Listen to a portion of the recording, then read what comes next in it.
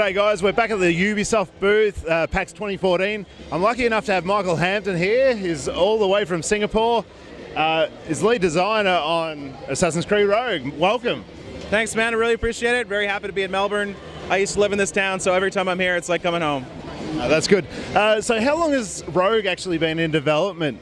Well, I can't give you exact times, but what I can say is that Rogue has gotten through a full Assassin's Creed production cycle. We've got seven studios working on it, and very experienced AC developers like Singapore, Ubisoft Sofia, Ubisoft Montreal. So it's very much a full, uncompromising Assassin's Creed experience. So you worked on Black Flag, which was a massive hit, and it got great reviews. It actually felt like, I know most critics, not myself, but were a little bit let down by Assassin's 3, and Black Flag seemed to get it back on. So what are you continuing on with out of there? With this, obviously the naval is back, so what are the new elements as well? Well, we're very happy with Assassin's Creed Black Flag, and we're very happy with Assassin's Creed Rogue as well. I think the new things for us this time is it's the first time you're playing as a Templar. So that means there's all sorts of new gameplay opportunities, and it's the first time that you're fighting assassins, which means you've got enemies that can actually air assassinate you, can jump out of stalking bushes and assassinate you, but luckily you've got Templar technology which you can use to fight against them. So it's an interesting balance there between using your Templar skills to fight against the assassins for the first time in Assassin's Creed. Cool. Now, that was one of my favorite elements of Assassin's Creed 3 was the start, actually, playing as Haytham. Yeah. And when you found out he was a Templar, I was like, oh, I got to play as a Templar. It felt like a really cool idea to me to actually... But I think the main protagonist this time actually, is he an assassin and turns to the Templars? He is, yeah. So Shay Patrick Cormac is a guy who, he starts out as an assassin, he goes through a traumatic event and it really makes him question himself, his principles, and then he eventually decides he needs to turn on his former brothers and sisters of the assassins and, take them out, and bring down the North American Brotherhood. So it's a very interesting story where you're going to question yourself, are the assassins really the good guys? Are the Templars really the bad guys? That's what we've been told in the previous games because we saw things through the assassin perspective, but maybe is that the truth? Yeah. So it's cool. It's a cool thing to go through Shay on that journey. Yeah, that's something I've actually questioned through the series. Like, obviously you start as Altair and you play as an assassin, and I started questioning myself, like, is there really a good guy? They're just battling for different reasons. The ice, like I had a game today of it, and breaking through the ice, it actually adds a little bit more what can I say, strategy. Like with the icebergs, I found that I could flank around in my ship and hide behind icebergs. I thought that was amazing. What made you choose the setting? Well, North America has always been an amazing setting, and we've never really explored up in northern Canada before in an open world. So we've got the North Atlantic, which is an amazing world to explore.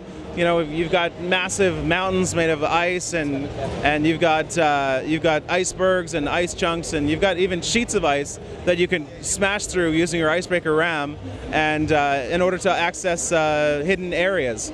So we have all these elements which add, as you say, some more strategy to the combat and just some more dynamic stuff to play with in the world. So it really is cool. So it's coming out on last generation consoles, it's a bit unique. We've always had one, or obviously we had both with Black Flag, so there is actually two titles coming out this year. If someone owns both consoles and is an Assassin's fan, I think they'll buy both. But if they should they feel let down that that there's no cross-gen or not? What do you think on that? Well, so what's your question? If I own both consoles? Well, my question is, do you feel like, are you worried about alienating people that have changed their console and they won't get to play Rogue? I think that both of them have an amazing thing to offer. Assassin's Creed Unity, you've got a game that we built from the ground up just for next gen. So we couldn't build that game on last gen as well. We had to go exclusive to next gen to push the graphical fidelity, to push the multiplayer online stuff, to make that game be everything that it could be. But we know we have a lot of fans on last gen, and we didn't want to leave them behind. We didn't want to leave them without an Assassin's game. And we had a great opportunity in our story. If you played Assassin's Creed 4, you know that Edward sets up the Assassin's Creed Brotherhood North America, and it's like, hey, the Assassins are in great shape. They're going to take over North America. And if you played Assassin's Creed 3, what happened? Everyone's dead. Everyone, the Assassin's Brotherhood is broken. Well, Assassin's Creed Rogue is there to answer those questions, and a lot of fans were wondering. So it was just a good opportunity overall to fill in a missing piece and to bring a great game for our fans. Cool. So when we're hunting assassins, which is essentially what you're doing, how many can you take on it at once? Like, do you go into like an assassin's sort of base, I guess, and take out a heap, or is it just a couple at a time? Is there specific targets?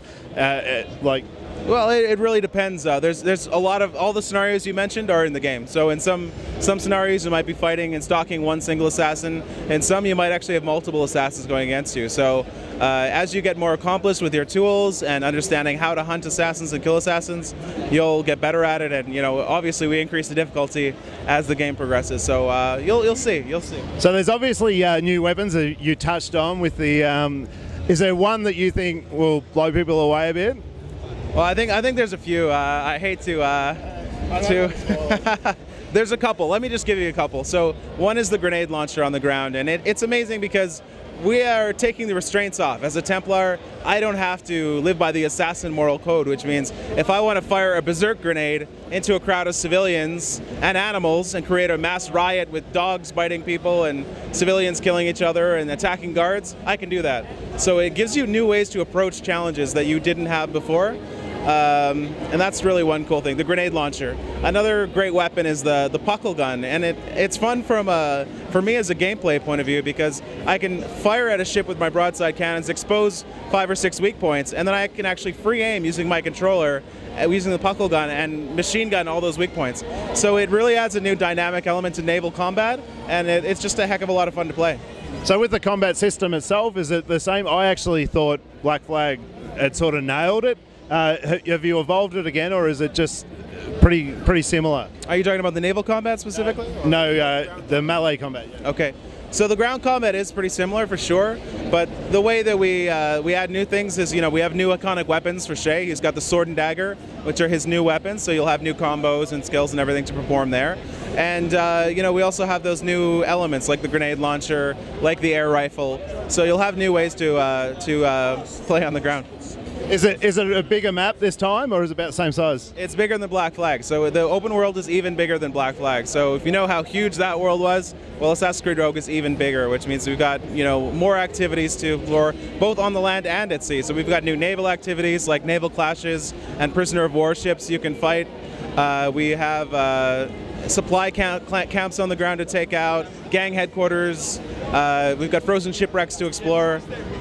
I mean, I could go on and on, but it's a huge, diverse open world with lots of opportunities. All right, sounds excellent. I'm really looking forward to it, and it's only a couple of weeks away, so thanks for your time, man. Thank you. Appreciate it, Gavin.